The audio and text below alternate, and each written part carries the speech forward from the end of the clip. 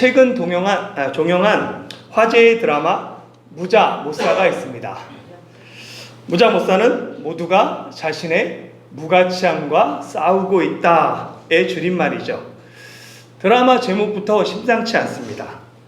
제가 드라마를 안 봐서 내용을 AI에게 물어봤어요. 걔가 요약해줘요. 드라마 무자 못사는 잘난 친구들 사이에서 혼자만 안 풀려 시기와 질투로 괴로워 미쳐버린 인간의 평화 찾기를 따라가는 드라마입니다. 드라마의 남주인공 황동만은 주위 사람들을 모두 불편하게 만드는 진상 캐릭터입니다. 황동만이 진상이 된 이유는 20년째 영화판을 맴돌면서도 감독으로 데뷔하지 못한 데서 오는 깊은 열패감과 과도한 자기 연민 때문입니다.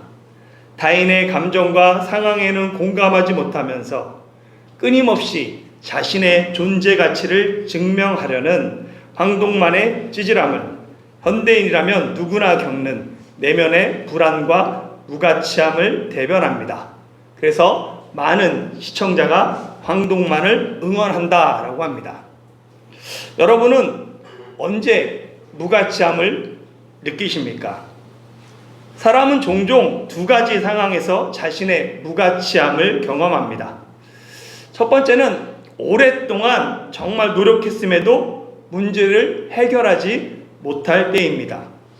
20년이 되도록 감독으로 데뷔하지 못한 황동만이 입만 열면 주변을 힘들게 하는 진상이 된 이유가 자신의 무가치함을 감추기 위함입니다. 두 번째로는 이미 모든 것이 끝난 절망적인 상황 앞에서 내가 아무것도 할 수 없는 자신을 보면서 무가치함을 경험합니다. 오늘 본문에는 자신의 무가치함 때문에 괴로워하는 두 사람이 등장합니다. 한 사람은 오랫동안 노력했지만 해결하지 못한 질병 앞에서 자신의 무가치함과 싸우는 여인이고, 또 다른 사람은 어린 딸의 죽음 앞에서 자신의 무가치함과 싸우는 아버지입니다. 자신의 무가치함과 싸우고 있는 두 사람이 예수님을 통해 구원받은 이야기가 오늘 본문입니다. 함께 본문을 살펴보겠습니다. 21절에서 24절 같이 한번 읽어볼까요? 시작.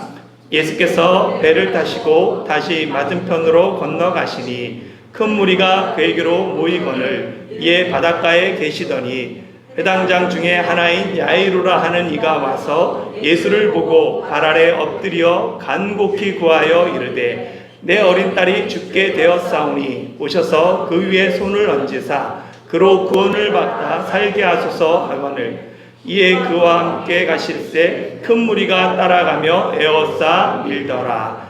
아멘. 먼저 등장한 사람은 회당장 중 하나인 야이로입니다.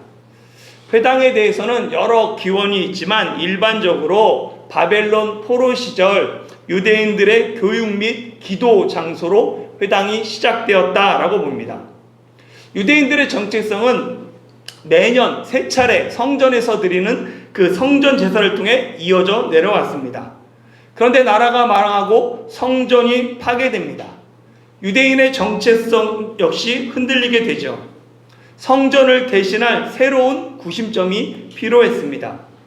이에 유대인들은 회당을 중심으로 율법, 토라를 배우며 성전을 대신해서 회당에서 하나님께 기도를 드렸습니다.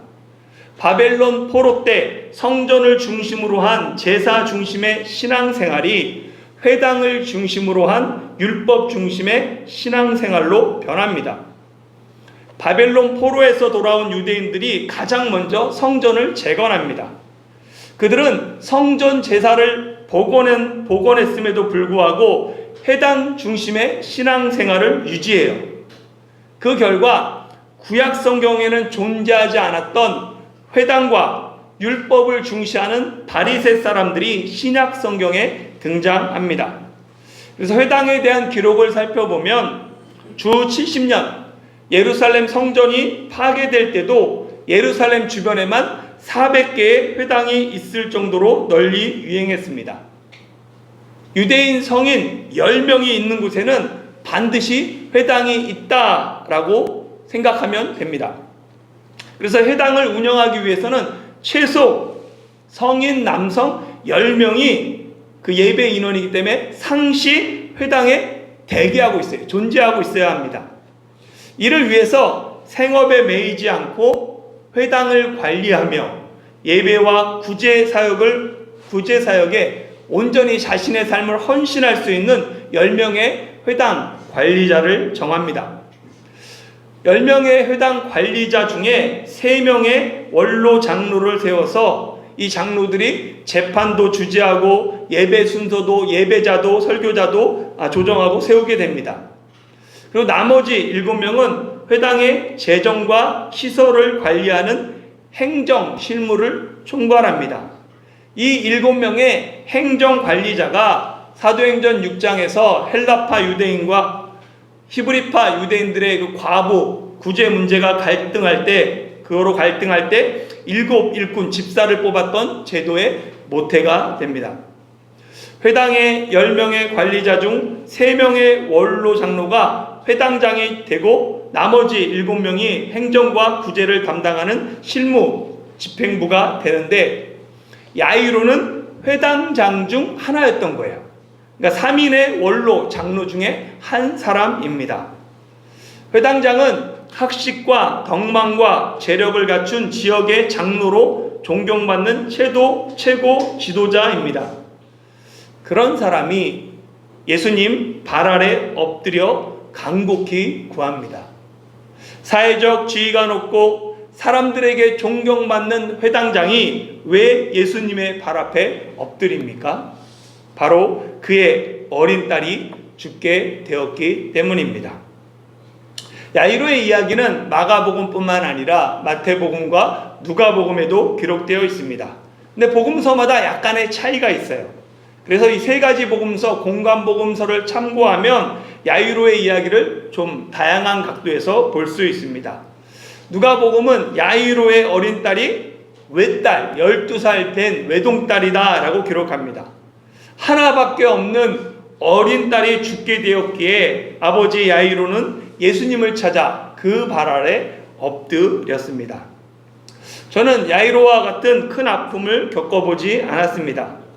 그래서 그 아픔이, 그 고통이 얼마나 심한지 온전히 이해하지 못해요.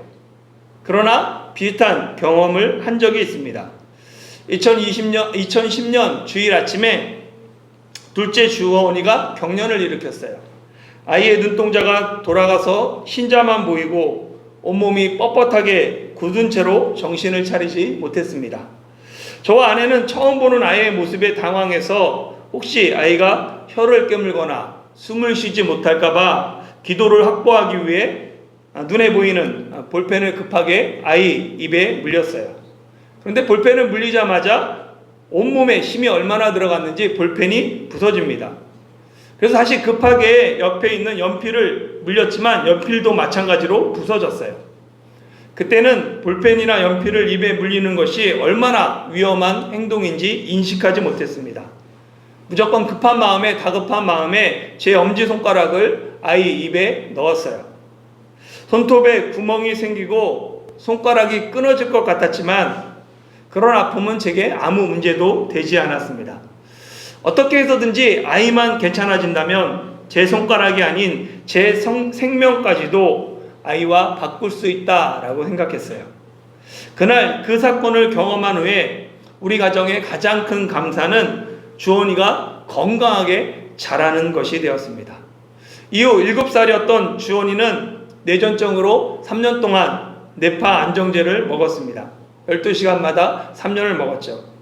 그런 주원이가 작년에 여러 가지 스트레스와 억압으로 수면장애와 우울증으로 일상생활이 어려워졌고 아내가 급하게 한국에 가서 주원이를 데려왔습니다. 이런저런 우여곡절을 겪으면서 제가 깨달은 것은 부모의 가장 큰 아픔은 아픈 자녀라는 거예요.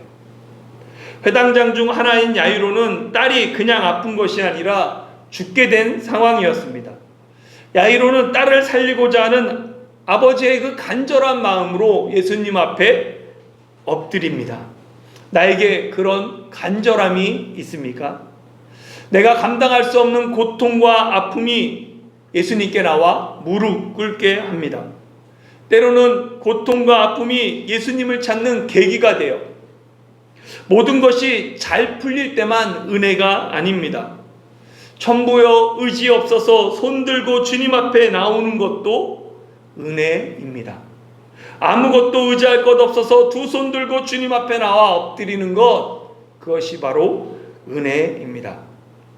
혹 내 힘으로 해결할 수 없는 문제 앞에서 힘들어하고 있는 사람이 있다면 예수님의 발 아래 엎드리십시오. 예수님께 간절히 구하십시오.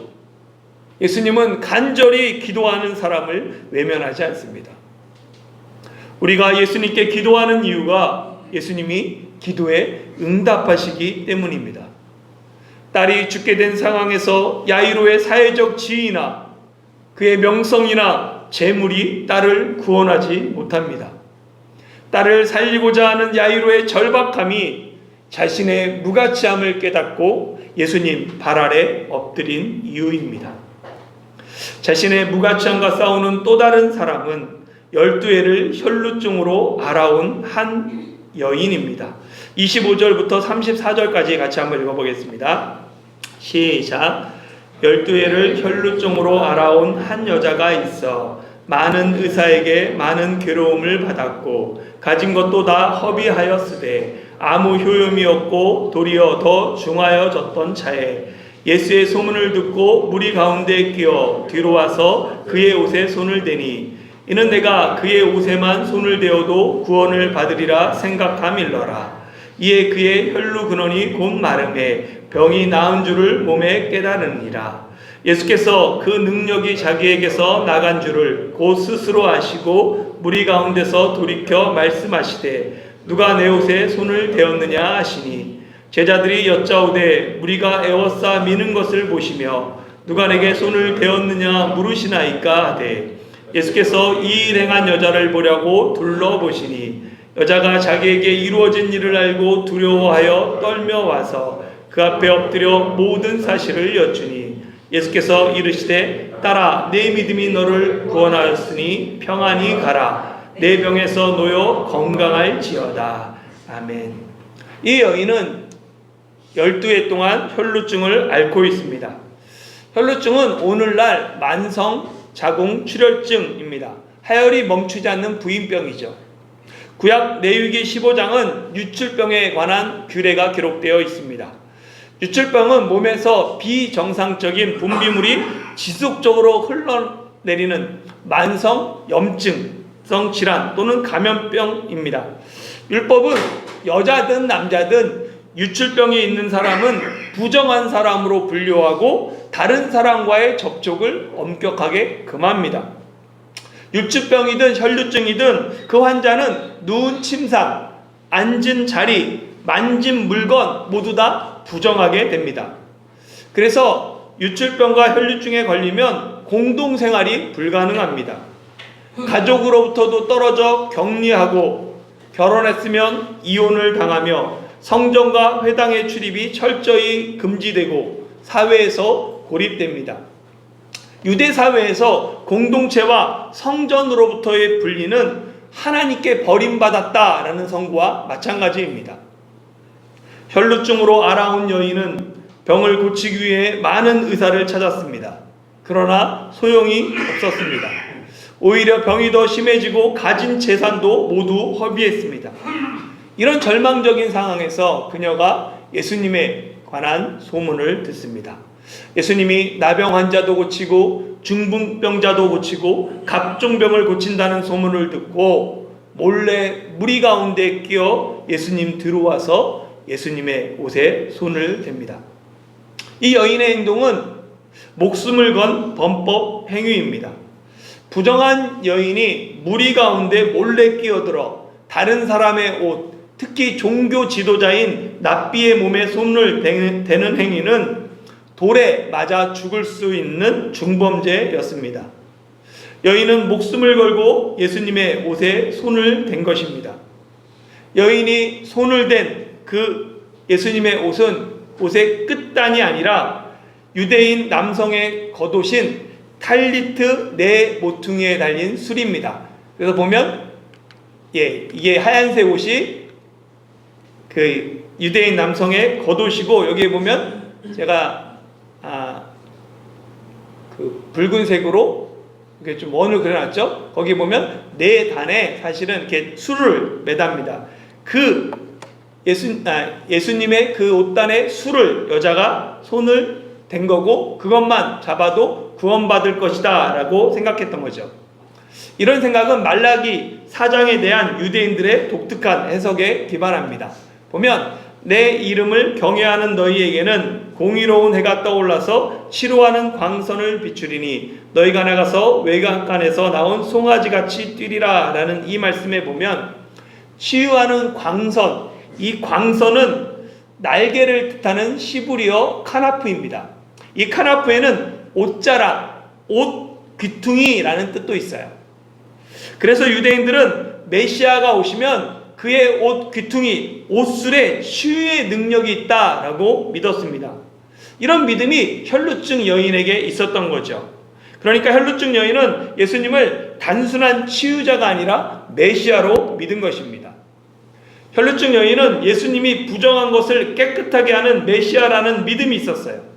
그리고 그 믿음대로 예수님의 옷술에 손을 대자마자 혈루 근원이 마르고 병이 나았습니다.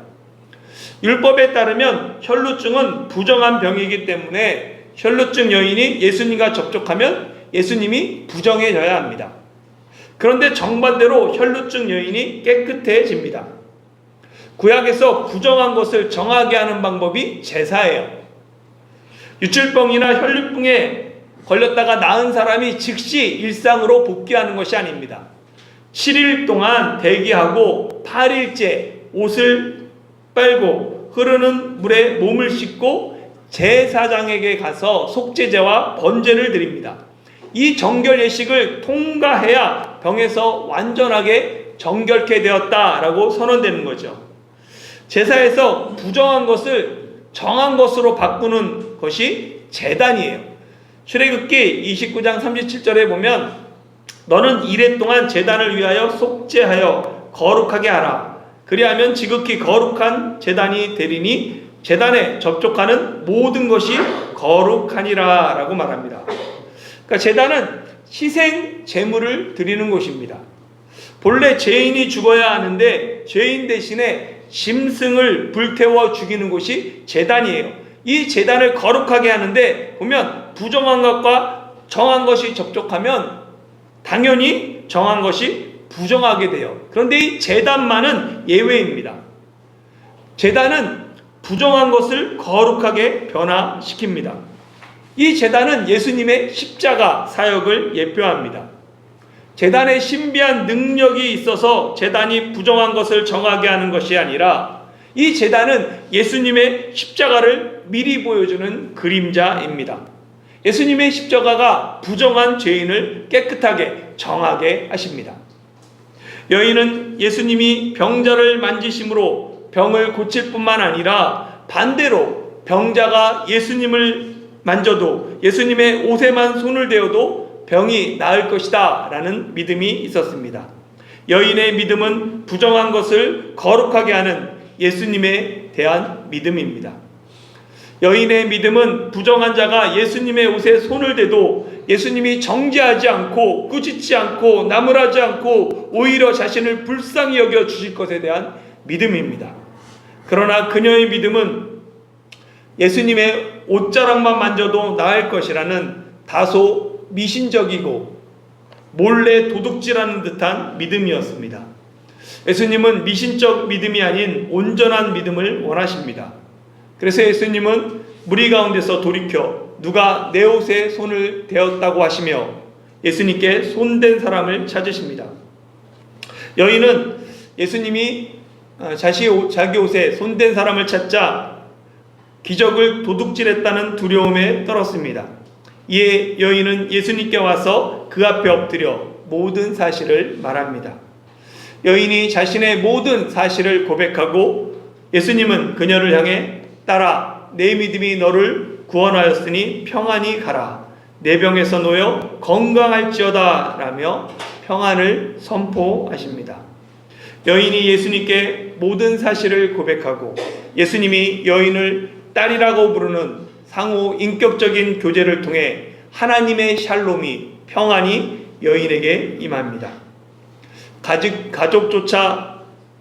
가족에게조차 버림받은 여인이 하나님의 딸이 되고 남편에게 버림받은 여인이 예수님의 신부가 됩니다. 사회에서 고립되고 공동체에서 격리된 여인이 하나님 나라의 일원이 됩니다. 예수님이 무리 앞에서 여인이 건강해졌음을 공식 선언함으로 이제 여인은 당당하게 가족과 사회로 복귀하게 됩니다. 그러니까 복음은 신체적 자유를 넘어서 병든 것, 나은 것을 넘어서 깨어진 관계를 회복시킵니다. 무엇보다 예수님이 급한 발걸음을 멈추고 여자를 찾은 것은 구원이 믿음에 의한 것이다 라는 것을 분명히 하기 위함입니다. 자칫 혈류증 여인과 무리는 이 사건을 통해 예수님 옷술에 신비한 능력이 있는 것으로 오해할 수 있습니다. 그러나 예수님은 구원이 옷술의 신비한 능력이 아니라 믿음임을 분명히 하십니다. 구원은 미신적 믿음이 아니라 예수님과 여인의 인격적인 믿음을 그 관계를 통해 일어납니다. 예수님은 혈루증 여인의 구원이 믿음에 의한 것임을 무리에게 가르쳐 주고 이것을 통해 야이로가 배우길 원하십니다. 이런 예수님의 마음과 달리 야이로의 마음은 초조하기만 합니다. 야이로의 입장에서는 1분 1초가 급합니다. 그런데 예수님이 발걸음을 멈추고 시간을 지체하십니다. 이미 혈루증도 완치되었는데 여자의 사정은 나중에 이야기해도 될 것 같은데 길에서 시간을 낭비하는 예수님이 너무나 답답하기만 합니다. 아니나 다를까 염려하던 사태가 벌어지죠. 35절에서 마지막 43절까지 같이 읽어보겠습니다. 시작.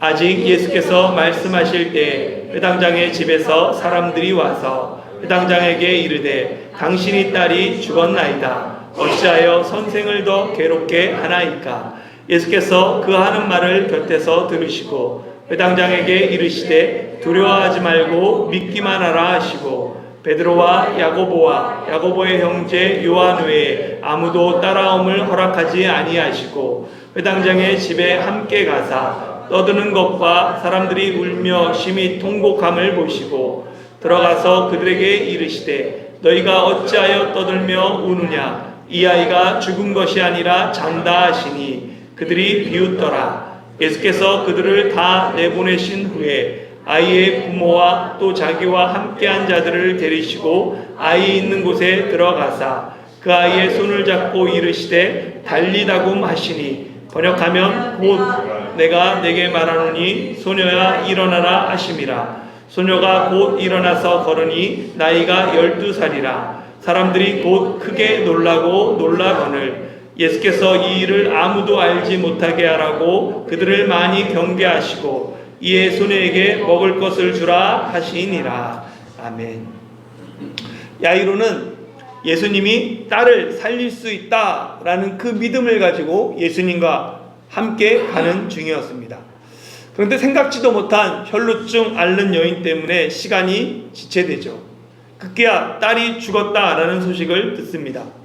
사람들은 당신의 딸이 죽었으니 선생님을 더 이상 괴롭게 하지 말라라고 말해요. 그런데 예수님은 야이로에게 두려워하지 말고 믿기만 하라고 말씀합니다. 세상은 더 이상 방법이 없다, 포기하라 라고 말하고 예수님은 믿기만 하라 라고 말합니다. 여러분은 두 소리 중에 어느 소리에 귀를 기울이십니까? 야이로에게는 믿음이 있었어요. 야이로의 믿음은 예수님이 딸을 고칠 것이라는 믿음이었습니다.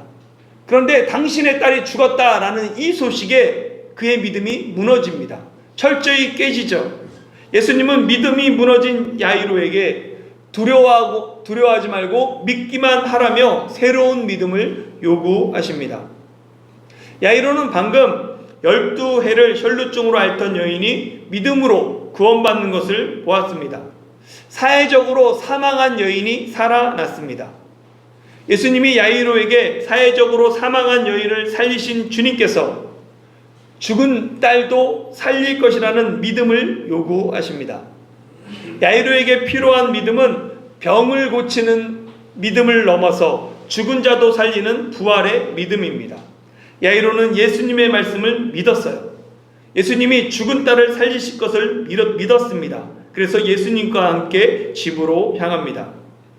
야이로의 집에는 이미 장례식이 진행 중이었습니다. 유대인들은 장례식에 곡하는 사람을 고용하죠. 예수님은 곡하는 사람들에게 너희가 어찌하여 떠들며 우느냐? 이 아이가 죽은 것이 아니라 잔다 라고 말씀하십니다. 이 말씀을 들은 사람들이 비웃습니다. 그들은 이미 수많은 장례식을 경험했어요. 그런데 죽은 사람을 보고 잔다 라고 말하는 사람을 처음 봅니다.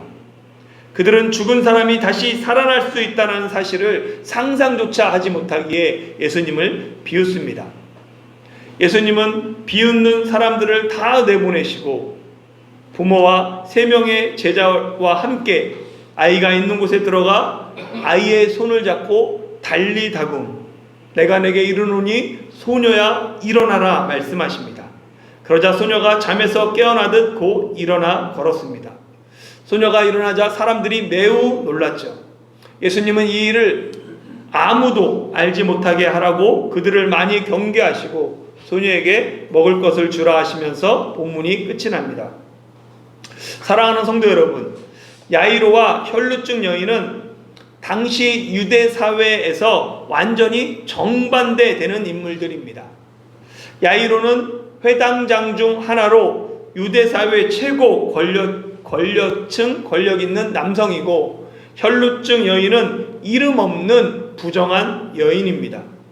야이로는 예수님 앞에 당당히 나와 그 발 아래 엎드리고, 여인은 무리 가운데 끼어 몰래 예수님 뒤에 와서 옷수를 만집니다.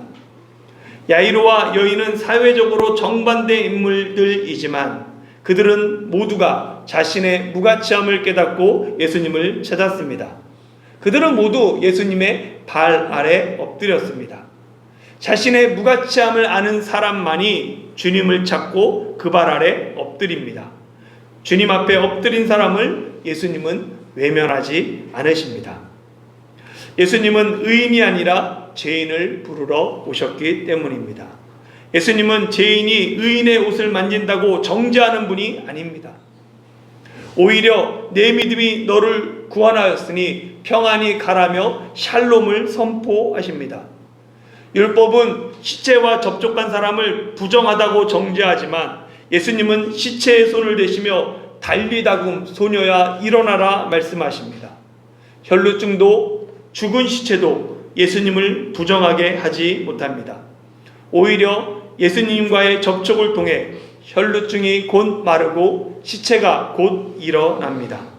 마른 뼈가 주님의 말씀과 생기로 큰 군대가 되었듯이 오직 예수님 안에 생명과 부활이 있습니다.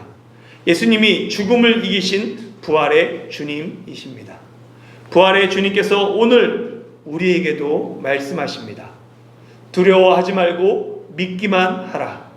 실패의 자리, 모든 가능성이 끝난 자리에서도 생명의 주님, 부활의 주님이 여전히 일하고 계십니다. 두려움이 아닌 믿음으로 간절히 예수님 앞에 나가 그 발 아래 엎드리는 저와 여러분이 되시길 예수님의 이름으로 축원합니다.